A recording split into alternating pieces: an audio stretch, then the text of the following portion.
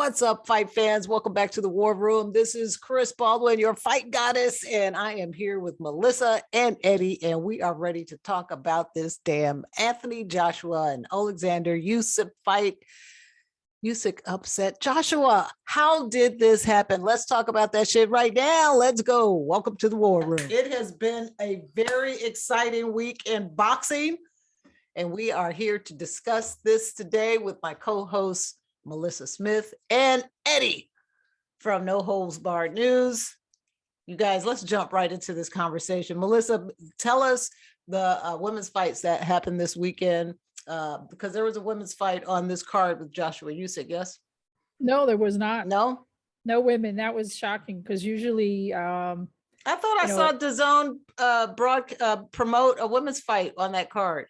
They did promote it, but not for the card. They promote it because they've got some big fights coming up in October 9th. There's a big fight with Shannon Courtney against Jamie Mitchell for the WBA World Female Bantam title.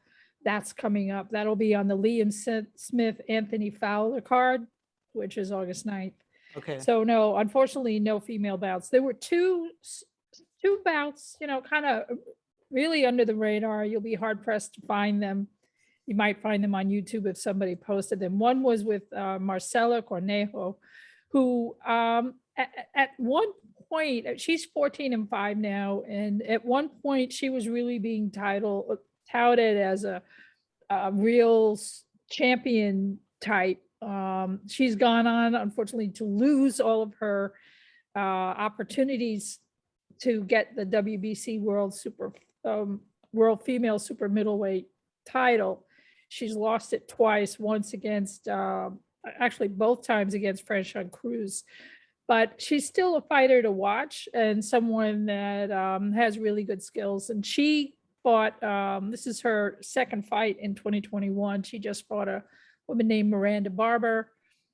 I mean, not that exciting about, in the sense that this is a 2-2 fighter. So really kind of underwhelming, underpowered mismatch.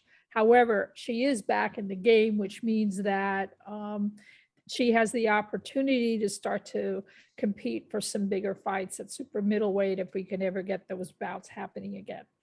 The other fighter is Marcela Elena Acuna, who's Argentinian fighter. She's 57-2 with 20 KOs.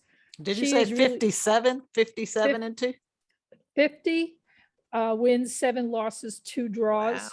Wow. Yeah, she is a really, really awesome fighter. She has fought the best in the business. She is a world female super bantam title holder many times over, and has been on the scene in boxing really for 20 years at this point, but is still a winner. And then she's had her first fight in 2 years. Her last fight was a draw with Jackie Nava, the great Mexican fighter.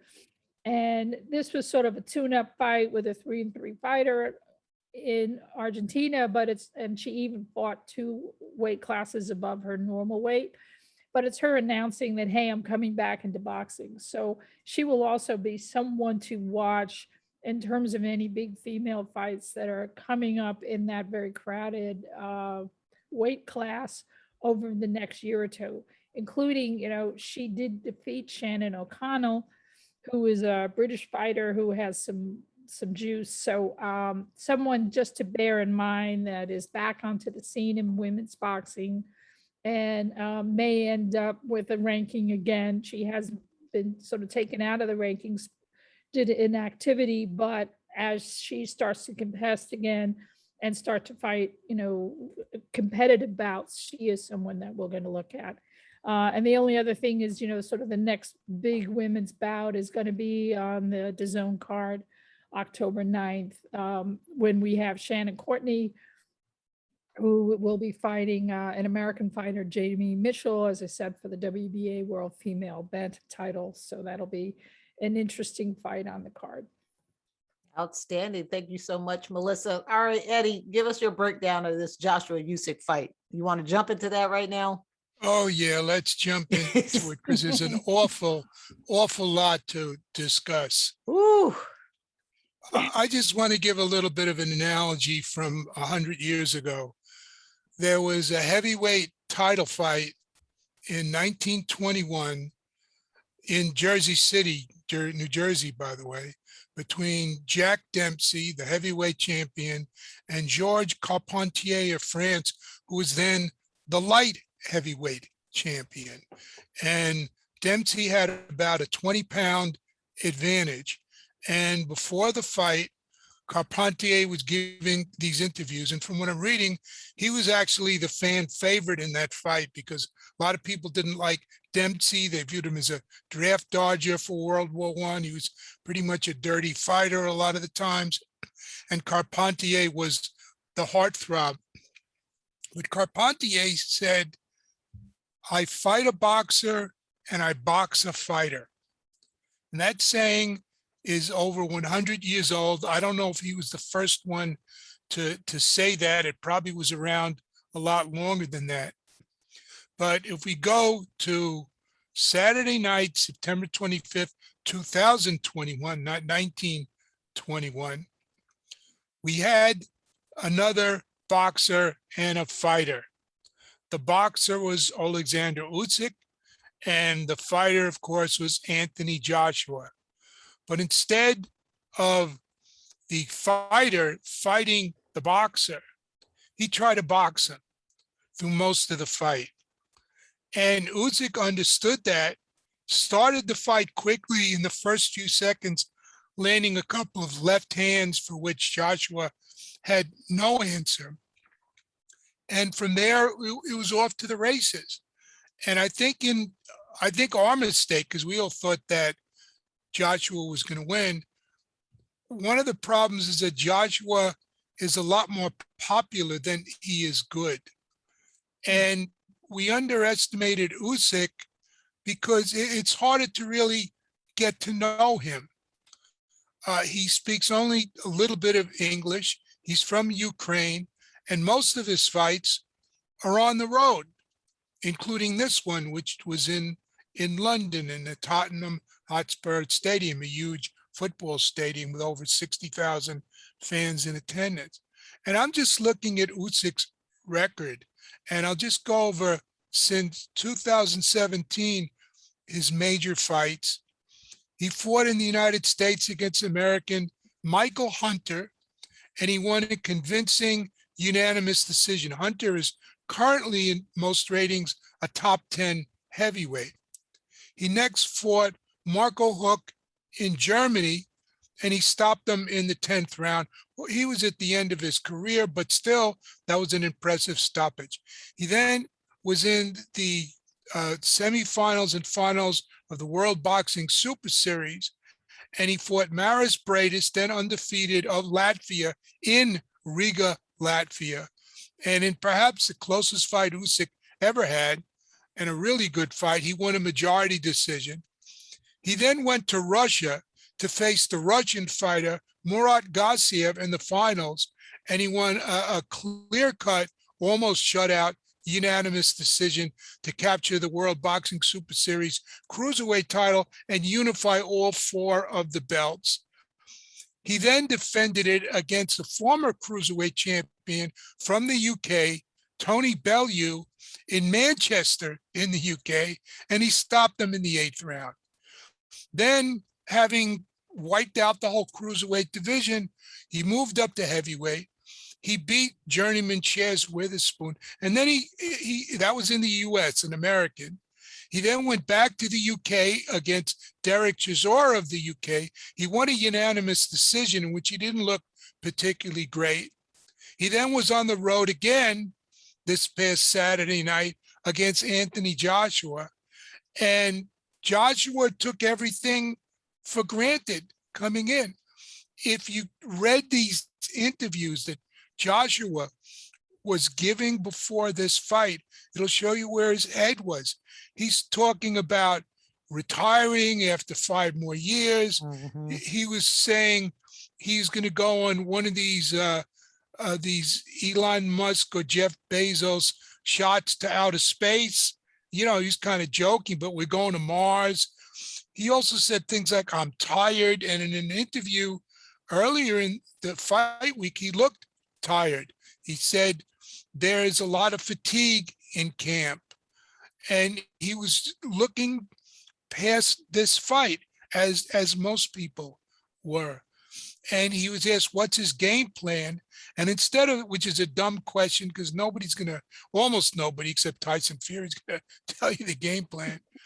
He said, well, we have no game plan. We're just going to take it as it goes. And he had no game plan. He had trouble adjusting.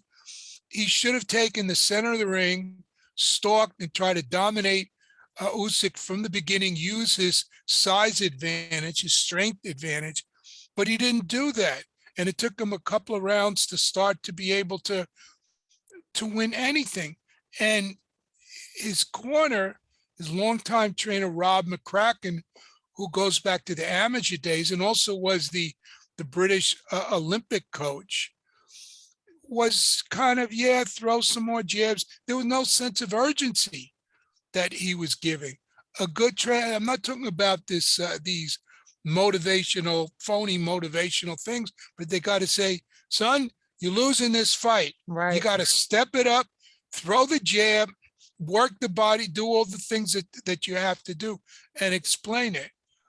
And if we look at Joshua's record now, he is 2-2 in his last 4 fights. And frankly, after he defeated Vladimir Klitschko in April of 2017, he had won the title, defeating a couple of lower level fighters, Charles Martin, Dominic Breazeale, Eric Molina, and he looked, that was his peak, stopping Klitschko after being down and hurt. He fought Carlos Takam and he won, but he didn't look real impressive. He then got his first decision win against Joseph Parker. And again, he didn't look like a killer in there. He fought the aging Alexander Povetkin, and while he stopped him in the 7th, he was hurt in the first round by Povetkin, who was a smaller man. Then, of course, he had the first fight with Andy Ruiz, where he came out, and until the 3rd round, he knocked him down in the 3rd round, and Ruiz came back and knocked him down, and Joshua's never been the same fighter since. He won the rematch in Saudi Arabia against Andy Ruiz, but he looked very tentative in that. Even if fighting Kubrat Pulev, again, a veteran who's not in the A level, he was boxing him until he got some openings and eventually stopped them in the 9th round of that fight. He was looking past Usyk as most of us were. All this talk of fighting Tyson Fury, the unifying all the heavyweight titles and all this, he really didn't know what to do. And Usyk playing a more silent role. He came at the press conference dressed as the Joker, the character from the old Batman show, and was being very sly and sort of smiling and having this devilish smile. He was planning for this fight. He wasn't thinking about all this other nonsense. And Joshua's head wasn't there in this fight. And his corner was really not helping him very much. So we saw Usyk dominate the fight, and particularly in the later rounds, Usyk almost stopped him in the round. If that round had gone on a little bit longer, or if there had been another round, he might have been stopped by the much smaller Usyk. So I think what this shows is 2 things. Number 1, we've been living in the Oleksandr Usyk era, but we didn't know it till last night. And number 2, for Joshua, this might have been his September song. Even if they have a rematch between these 2, I don't see Joshua improving that much unless there's some injury or whatever. So you don't think if Joshua got a new trainer that he could improve his defensive skills against Usyk next go round? He needs his more of his offensive skills. He has to take charge. But he kept getting hit with so many lefts. Yeah, because he was crazy. He was standing there and he wasn't cutting off the ring. He wasn't using proper footwork. He wasn't jabbing first. He has a very powerful jab. I don't think he's going to get rid of Rob McCracken. He's been with I him. didn't see him throw one right hand, barely. He barely threw that right He hand. barely threw it, but also, you know, he wasn't fighting tall, and that was crazy. He was not fighting tall. When you fight tall, you're behind your jab, you're at distance, you're not sitting there in this tiny little pocket. Your jab, you're sticking and going, and then you're being clever with how you're hiding your right, and then you're uncurling it, and you're knocking the guy down. He did not do that except for 1 or 2 rounds of that fight. In the middle rounds, It's a he horrible started finish. to do that. But This is all basic boxing 101. You and I would know to do that, right? If we're going to fight tall, that's what you do. You're not sitting there trying to, you know, trade with someone. Well, I'm who's not clever. a fighter. I'm just a fan, you know, and a conditioning coach. But he just looked to me, he looked tired. You're right, Eddie. He did look tired. And he looked like he was scared to like punch. I didn't understand. Like he was so timid in there. Like he didn't want to throw that right hand. I just didn't get that. So He's been gun shy since the first Ruiz fight. And a lot of people have said that, and it was reflected in this fight. And, you know, even at the time, there were a lot of people that felt he got hit so hard and so badly that he may never recover just from the shot itself. what shot? When he got hit by Ruiz, Oh, you know, that it just threw him, and that there may, you know, well, that's got sad. If really that's the hurt. case, then he really needs to retire. I mean, if he doesn't have fuck you money by now, you know, he better get some fuck you money and then retire, because who the hell wants to see? You know, I'm a big AJ fan. I don't want to see him get wiped out like embarrassingly. You know what I'm saying? Go out while you're on top. Well, yeah, and if you're Usyk, why would you go for an immediate, you know? But he already activated rematch, right? Apparently it's in the contract. It's in the contract, but when they do it, it's up to Usyk. Essentially. Right, and Right, then okay. you're going to get all the nonsense with the sanctioning bodies. Yeah. All these sanctioning bodies going to go along with another immediate rematch for Joshua. He got the immediate rematch with Ruiz because a lot of people considered that just one of those things that happens. You have a bad night. Ruiz is not on his level, whatever. Joshua looked out of sorts from that fight, walking to the ring, the first fight with Ruiz. You could tell something was wrong. He wasn't all there. This fight, walking to the ring, he was relaxing, joking. He looked too relaxed, too complacent. He didn't have that warrior's eye as you really need for a fight.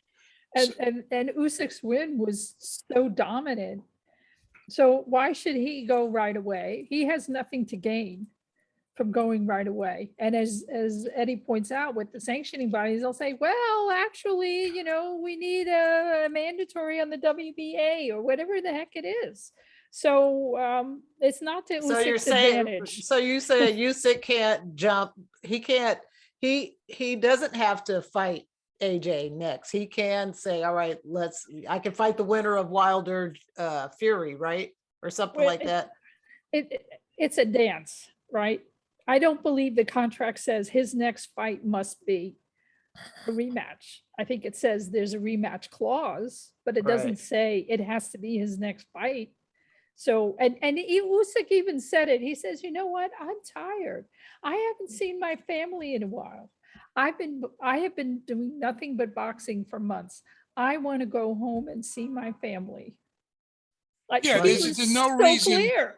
There's no reason 5 minutes after the fight, an announcer comes and sticks a microphone in front of him with a camera on and say, what do you want to do next? There's no reason for him to say that straight away. Exactly. Eddie, but in the press conference afterwards, while he equivocated right after the fight, in the press conference, he clearly said, yes, I'll do the rematch, but have it in Kiev, which Oh, yeah. I don't think is going to happen. But Eddie Hearn wants to have the immediate rematch, and it might be his most lucrative fight. And he might not really care about all those belts. And I don't think it'll be I really don't think it'll be much different the next fight. And as for Joshua, what's he going to do? What are his alternatives financially if he's starting really to fade? Hearn even said you could give him some easy fight against some journeyman. That's not going to make any money, and that's not going to help him. And you always can get cut. Something can always happen in one of these fights, as we saw with the first fight with Ruiz. Ruiz, by the way, as you recall, did more to lose that second fight than Joshua did to win, because he didn't train. He ate and drank everything in sight. He wasn't listening to his trainer, Manny Robles, who couldn't even find him the few days before the fight. They're in Saudi Arabia, just in these going between the hotels and the arena. It's not like there are all these places to run around there. And Robles couldn't even find him for the media conference call like a day or two before the fight. And, then he blamed himself too afterwards, but it was too late. He said he had too many Coronas or whatever he was Damn drinking. shame. Yeah, it's following the Chris Arreola playbook too, It's of ridiculous. ruining your career for beer. But what are the alternatives to Joshua? If he has a rematch with Usyk in the UK, say in one of these big football stadiums or wherever, there's going to be a lot of money involved in it to be able to get a lot of fans. There could never be a rematch, because if Usyk goes on to fight somebody else, you don't know when there's going to be a rematch. Usyk is 34. Joshua turns 32 in a couple of weeks in October. You don't know how long that's going to be put off, which is another lesson, by the way, of do not postpone these mega fights for all these bullshit reasons, because you don't know if they're going to happen, or if when they do, they'll be as compelling. Because you didn't have Joshua and Wilder, you didn't have Joshua and Fury. Now Joshua's record is tainted. So if Fury would fight Joshua, what do you people would just sort of view it as a foregone conclusion. If the smaller Usyk can box his ears off, what would happen to the big heavyweight Fury against him? You're losing your marketability. That's what I see Eddie Hearn and Joshua's thinking. I don't know if it's so much based on money. I think he just wants to avenge himself. I just don't see it would be that different a result unless something else happens to Usyk. Yeah, I tend to agree, because he'd have to really fundamentally alter his fight game, and he was not. It took him till the third round to even be loose in that ring, and then he had a few good rounds. But as soon as Usyk answered back or came back into an aggressive stance, he froze, and he was unable to execute that tall man strategy, which is his only way to win. The only way for him to win. Well, Because we will Usyk see is what not going to happens. make mistakes. I mean, he's too good a boxer. And Go ahead, Eddie. Usyk beat Joshua more convincingly than he beat Bradis in the cruiserweight fight they had in 2018 in the World Boxing Super Series. Usyk beat Joshua more convincingly than he did Derek Chisora, a journeyman sort of longtime fringe contender in his previous heavyweight fight. What does that really say? Joshua was saying all these things. He was talking like a neophyte. I'm still learning and all this. This is a guy who's an Olympic gold medalist, was a unified champion, is almost 32 years old, has been fighting all these big fights. And yeah, of course, you're always still learning. But he said he wanted to outbox Usyk. You got to be out of that.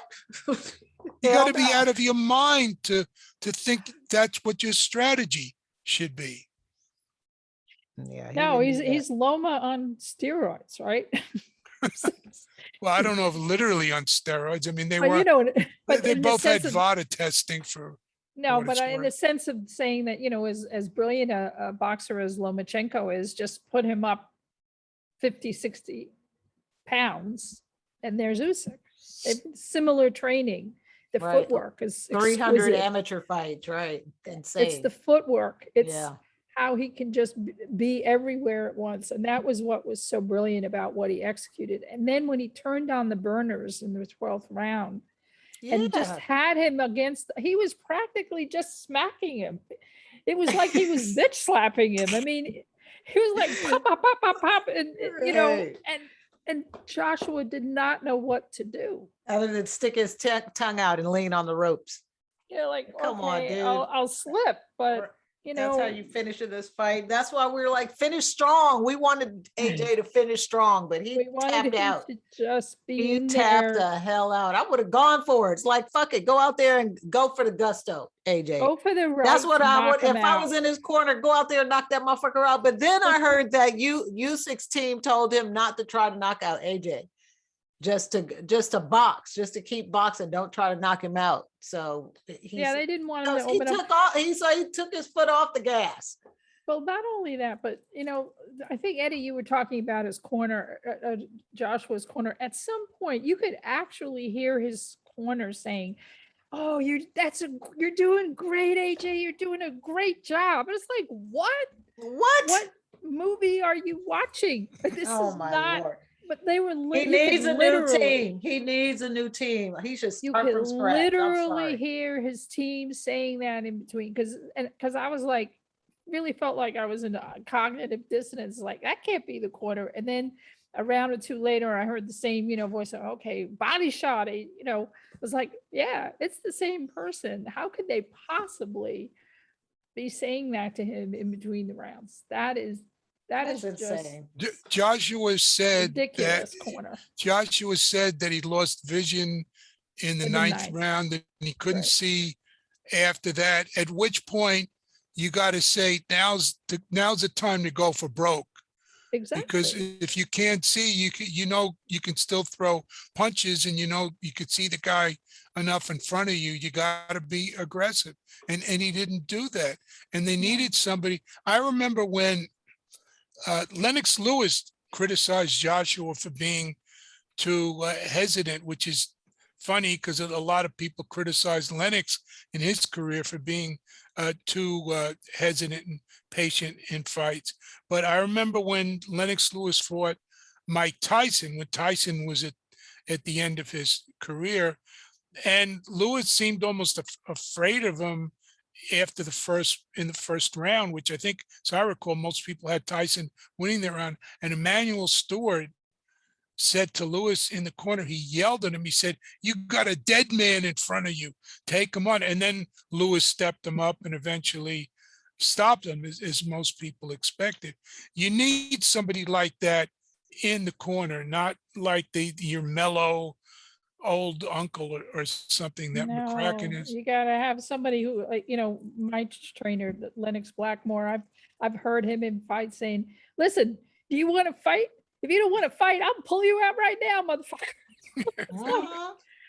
Exactly. I'll throw in the towel. I'll throw in the towel. Exactly. Like, forget it. Why are you wasting my time here? And then he gets performance. So maybe, AJ doesn't respond to that. I don't know. But sometimes you just got to get a 2x4 and hit him in the head. Because he's viewed almost like royalty in the UK. He has one of these, I don't know, one of the OBE, one of these MBE, yeah. One of these titles that they give out to people, because he won the Olympic gold medal in 2012 in London. He's a huge star and a huge hero there. And it's not like he is somebody who is snappy or, going to get nasty with somebody, but there's too much respect for the guy. And people really like Anthonyjoshua. There are articles particularly in both British and Nigerian press all the time of who is Anthonyjoshua's girlfriends, and they list a bunch of women who may or may not he may or may not have dated, and then some of these celebrity women start saying, "Oh, I could marry Anthonyjoshua." All this kind of nonsense from the gossip pages. You don't see that about a lot of boxers. People really like the guy, but sometimes you got to have somebody in there that, you know, tells them what's really going on. And McCracken isn't the guy to do it. And you're right, he needs somebody else in there, but I don't know that that's going to make much of a difference, because you could have somebody saying that, but number one, you got to listen to them. And number Right. two, you got to be able to carry out what those instructions are. Well, yeah, and then that gets back to, you know, what is he doing in training? What is he doing when he's, you know, what is he doing when he's sparring? I mean, you know, there was talk even during the show. I think it was uh, the announcers were talking about how AJ was touting that he'd been using the heavy bag a lot. And at some point, I think it was the 9th round or 10th round, I was like, yeah, but heavy bags don't move.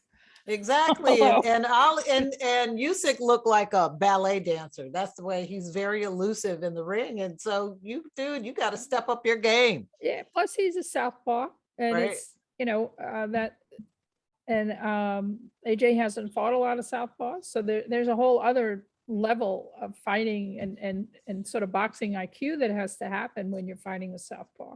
Just the, you know, the territory of where the feet are. And AJ, you could watch the feet and you could see that he was not on the outside. He was losing that battle. So Right. there was a lot of those subtleties that a veteran trainer who is teaching you fighting and how to be in the ring and how to contest in the ring. Those kinds of things were not the messages that he was getting when his corner was talking to him. Yeah, and I also wonder if he overtrained, because remember, Yeah. originally he was training to fight Fury on August the 14th, and he started training for that. Yeah. So he might have been training since June straight on. He talked about that a lot, that he's always in training. Like, so I wonder if he also overtrained a bit. Yeah, but That's his very trainer possible. should have given him recovery weeks, because if they had spaced the recovery weeks out, he would have been fresh. His trainer was in Tokyo for the Olympics, Rob McCracken.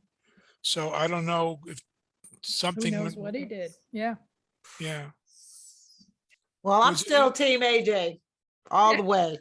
Well, he's, Let's you go. know, Win, lose, or draw, AJ. You still got he's you. a, you know, he's a one beautiful person, and Yeah. he's really been trying to have things outside of the ring that are socially relevant in England and in UK and meaningful. And yes, he's a superstar, but he's also trying to expand his pocket. But there were some other fights on that card. The Callum Smith fight, you know, Callum Smith, you know, lost to Canelo, but now he's gone up to light heavyweight, and he fought Uruguayan fighter Lenin Castillo and had a knockout that was so powerful and overwhelming. As Castillo went down, his legs started to just uncontrollably tremble. Oh no. A really powerful bad knockout, and had to go Hope to he's the okay. hospital. Yeah, I hope he's He okay. he is okay. He was actually taken to the hospital. They ran tests, and he was released. So he's home, but, you know, back in the hotel. I haven't seen much press after that, but that was a very frightening indeed. And it, you know, we've talked about this. Boxing doesn't play, and you know, being mindful of mismatches and everything else. Certainly Castillo is a decent fighter and he has good skills. He just got totally rocked with a right, and it was so hard and so powerful, it put him down. And as I said, his watching it was pretty frightening. So that was um really pretty shocking. And Smith, I thought, handled it well. You know, he's a pretty reserved guy anyway. So he was not whipping it up and jumping up and down. And I think he realized fairly soon after the seriousness of his opponent, you know, the seriousness of the condition of his opponent. And he was knocked out for a while. He did lose consciousness. So he was fairly restrained and said the right things. But beyond that, I mean, he certainly made a statement in the light heavyweight division, and it'll be interesting to see what his career trajectory is going to be after that. Good. Eddie, you got anything else? Well, the big attraction, of course, in boxing is still the heavyweight division. And now we have another fight coming up in a couple of weeks on October 9th, Tyson Fury and Deontay Wilder. And as I noted there were clues, by the way, before this fight with Joshua and Usyk that there were problems for Joshua. I saw them, but I didn't put them all together. And that's when you're talking about retirement as a fighter. And Fury's been talking about that also, saying that he only wanted a couple more fights, then he's going to go away for 2 years, then he's going to come back again at age 37 and all this. It's like when you do that, you have one foot out the door. You're not there mentally. But he's very confident in the trilogy fight that nobody but Wilder and his lawyers wanted to see. But again, anything can happen with this. Fury's coming off of COVID, and did that set him back? We're talking about fighting at a top level, not just your normal health situation. We know there's long COVID. There are a lot of people have symptoms of COVID afterwards. Will this affect them? It will. Wilder in the interviews finally seems not to be sounding like a deranged lunatic. Will this be any different? I don't think it'll be any different. I don't know. Have you seen Malik Scott's training videos with Wilder? No, we know Wilder has a big punch, but he's 35. And you don't think I've seen improvements. Okay, I've watched this video. I've seen this video. I had to watch it 100 times because I see movement in Deontay Wilder that I've never really seen before. And that's all due to Malik Scott and him working with him one-on-one. So, and this is just a few weeks. I don't know. It's been a couple months they've been working together, but yeah, I'm seeing some changes. So right now, Tyson Fury and Wilder get together. I may give Wilder an edge on this one. I have to root for Wilder because Tyson Fury has COVID lungs, and I don't think he'll make it past round 4. That's a pretty bold prediction. I mean, I always say that. We'll find out. Tyson Fury is just such a better boxer, boxing on such a higher level than Wilder, and he proved that he has the power to stop him. And Wilder was coming up with all these ridiculous excuses. I don't know if Wilder's head really understands what happened in those first 2 fights that he had with Fury. He was completely outclassed for 16 of 19 rounds, and it was only when he scored knockdowns on Fury that he even won the round. And the second fight, Fury adjusted and moved forward, and we saw what happened. So I don't know that he could do enough to change at age 35, and also given his history, he needs somebody just to stand right in front of him and take those big shots. So we'll see. We'll see. We will see. And I don't want to see if Fury wins and Usyk has a rematch and wins, or whatever order things happen. Can you imagine a Tyson Fury Usyk unification fight? That might not be the most appealing fight to see. It's a mess. The whole heavyweight division is a mess because they delayed all these fights for one excuse after another, and now we're in this pickle. So Fury fights Usyk. Who wins? I'm gonna go with Usyk. Who knows where Fury's head is at that point? I don't know. I don't know that it ever happens. I think Fury walks away. I think if Tyson Fury beats Wilder, I think he just says, well, takes his cash and cashes out. And he's out. He's back to Dubai. Why would he? Why risk it? He won't really be motivated. And at that point, how even marketable of a fight is it? Yeah, because it's the whole thing was the fight of the giants, right? Right. Okay. And then you got this little, Usyk at 6'3" is like he's almost a foot shorter, right? I mean, it's a big difference. If it's Joshua, it's an English thing. There's a lot to sell there. I don't know how much money you get. Right. Well, we're going to see what Hearn does, what Fury does, Top Yeah. Rank and all those guys do. But you guys, I think that's all we have for today. So we're going to wrap this up. Melissa, you want to give the people a shout out where they can find you? Sure. Hey folks, I got my blog, girlboxing.org. That's my website. And then I'm at girlboxing now on Twitter and Instagram. Right on. What's up, Eddie? Tell everybody where they can find you. Well, brother. I'm in New York. By the way, when I mentioned earlier the Dempsey Carpentier fight in Jersey City, I was going to go to that fight with Melissa, but we missed the last. We missed it. And I got to tell you, we missed the last The boat last to ferry. Jersey City. Yeah. So we didn't. and the thing is, I will also add that particular fight was marketed to women Yes. in a very unique way, because Carpentier was this gorgeous looking guy. And was it his Dempsey's promoter was a guy named Tex. I'm blanking on his last name. Tex Rickard, the famous right. Madison Square Garden. Yeah. Yeah. So what he thought was, if I market this to women, I will get the carriage trade, because there was still a lot of negativity about boxing in the United States and in New York, and it had just recently been re-legalized. There was a lot of issues. So he marketed it very, very heavily to women. Wow. And Carpentier also was marketed heavily to women up in Toronto, because he fought up in Canada as well, in Montreal, and they just swooned. They absolutely loved him. And that fight was apparently the first fight broadcast on radio. What year was this? 1921. 21.